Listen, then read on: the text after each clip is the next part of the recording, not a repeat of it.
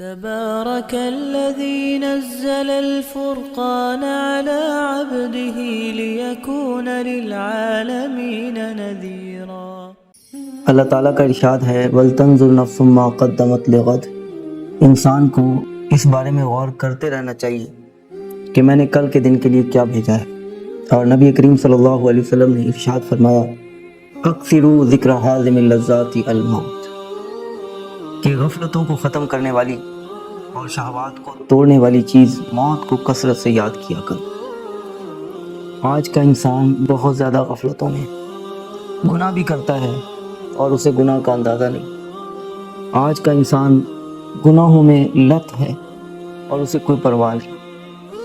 مال و دولت، چیزیں، اسباب، ان کی طرف سارا دھیان ہے، آخرت سے بالکل بے خبر، نہ موت کی فکر، نہ قبر کی فکر، نہ آخرت کا غم۔ یہ انسان کے عروج کا زمانہ نہیں بلکہ یہ انسان کی پستی کا زمانہ ہے، جس میں وہ اپنے رب سے غافل ہو گیا اور اس نے چیزوں سے دل لگا لیا۔ اس کے نزدیک چیزوں کا مل جانا کامیابی اور اللہ کا مل جانا اور چیزوں سے محروم ہو جانا ناکامی۔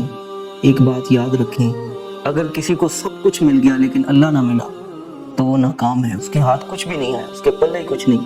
اور اگر کسی کو اللہ کی ذات مل گئی اور اس کے پاس کچھ بھی نہیں تو اس کو سمجھے سب کچھ مل گیا، کیونکہ اس کی جو اگلی منزل ہے وہ جنت ہے، وہ اللہ تعالیٰ کا قرب ہے، وہ اللہ تعالیٰ کی رحمتوں کی جگہ ہے۔ ابو بکر صدیق رضی اللہ تعالیٰ عنہ پر اللہ تعالیٰ کے ڈر اور خوف کے غلبے کا یہ عالم تھا کہ کبھی درخت کو دیکھتے تو کہتے کاش میں یہ درخت ہوتا، کبھی گھاس کو دیکھتے تو کہتے کاش میں گھاس ہوتا، کوئی جانور کھا لیتا، کبھی کہتے میں مومن کے بدن کا بال ہوتا۔ ایک دن ایک باغ میں بیٹھے ہوئے تھے، جانور کو دیکھا چل رہا تھا، کہنے لگے جانور تو بھی کتنا لطف میں ہے، کھاتا ہے پیتا ہے اور تیرا کوئی حساب نہیں، کاش کہ ابو بکر بھی تیرے جیسا ہوتا۔ حضرت عائشہ صدیقہ رضی اللہ تعالی عنہ حضور صلی اللہ علیہ وسلم کی محبوب ترین زوجہ، جن کا مقام اور مرتبہ یہ کہ ان کے بارے میں قرآن کے 2 رکوع اترے، اور کچھ ایسے فضائل ہیں جو ازواج مطہرات میں سے کسی کو بھی حاصل نہیں۔ حضرت عائشہ رضی اللہ تعالی عنہ کو وہ امتیازات اور وہ مقام حاصل، لیکن اس کے باوجود کہا کرتی تھی کاش کہ میں گھاس ہوتی، کاش کہ میں درخت ہوتی، اور کاش کہ میں پیدا ہی نہ ہوئی ہوتی۔ حضرت عمر فاروق رضی اللہ تعالی عنہ خلیفہ ثانی اور وہ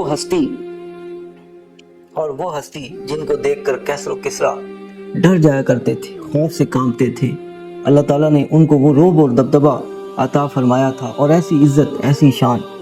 اس کے باوجود اپنے ڈر اور خوف کا حال یہ تھا کہ فجر کی نماز میں سورہ کہف اور سورہ طٰہٰ لمبی لمبی صورتیں پڑھتے اور نماز میں روتے، پچھلی صفوں تک آواز جایا کرتی تھی۔ تہجد میں بعض اوقات اتنا روتے کہ بعض اوقات گر پڑتے اور بیمار ہو جاتے تھے۔ عمر بن عبدالعزیز رحمۃ اللہ علیہ، ان کو زہر دیا گیا، طبیب خدمت میں حاضر ہوا، کہنے لگا کہ آپ کو زہر دے دیا گیا ہے اور آپ کی زندگی کے بارے میں مجھے اطمینان نہیں ہے۔ حضرت عمر بن عبدالعزیز رحمۃ اللہ علیہ کو زہر دے دیا گیا، ان کی خدمت میں طبیب حاضر ہوا، کہنے لگا ان کو زہر دے دیا گیا ہے، ان کی زندگی کے بارے میں مجھے اطمینان نہیں ہے۔ تو فرمانے لگے تمہیں اس کی زندگی کے بارے میں بھی اطمینان نہیں ہونا چاہیے جس کو زہر نہیں دیا گیا۔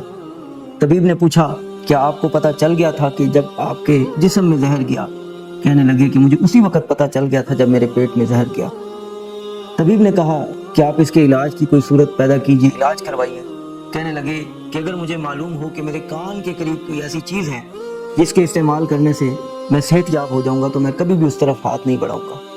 تو طبیب نے کہا کہ ایسے تو آپ دنیا سے رخصت ہو جائیں گے اور مر جائیں گے۔ تو کہنے لگے کہ میں کس کے پاس جاؤں گا؟ اپنے رب کے پاس جاؤں گا، اور وہ بہترین ذات ہے جس کے پاس کوئی جائے۔ پھر اللہ تعالیٰ سے دعا کی یا اللہ عمر بن عبدالعزیز کے لیے اپنی ملاقات کو قبول کر لی۔ تو اللہ تعالیٰ کو پیارے ہو گئے، اللہ تعالیٰ سے ملاقات ہو گئی۔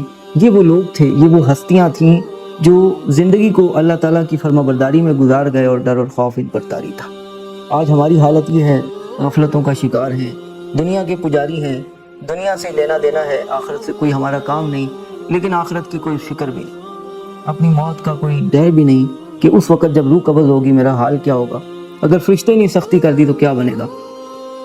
قبر میں اللہ تعالیٰ کی ناراضگی کی حالت قبر میں اللہ تعالیٰ کی ناراضگی کی حالت میں چلا گیا تو مجھ پر کیا حالت ہوگی، کیا میرا حال ہوگا، منکر نکیر میرا کیا حال کر دیں گے، زمین میرے لیے تنگ ہو جائے گی، قبر آپس میں جڑ کر میری پسلیوں کو ملا دے گی، میرا کیا بنے گا۔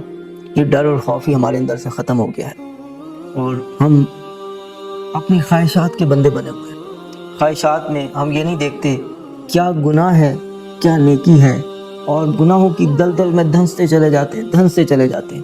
نہ ہماری نیتیں درست، نہ ہمارے خیالات درست، نہ ہمارے اعمال درست، اور نہ ہی ہمیں اللہ تعالیٰ کی رضا کو حاصل کرنے کی فکر ہے تو کس چیز کی، دولت مل جائے، عزت مل جائے، شہرت مل جائے اور مال مل جائے، اور فکر ہے تو کس چیز کی، مال و دولت، عزت و شہرت، یہ چیزوں کی فکر ہے، اور ہم آخرت سے بالکل غافل ہیں۔ دنیا کی طرف توجہ ہے، کدھر جا رہے ہو، کدھر دیکھتے ہو، جا آخرت کی طرف رہے ہیں اور دھیان دنیا کی طرف ہے۔ ما عندکم ینفد وما عند اللہ باق، جو تمہارے پاس ہے وہ ختم ہونے والا ہے اور جو اللہ کے پاس ہے وہ باقی رہنے والا ہے۔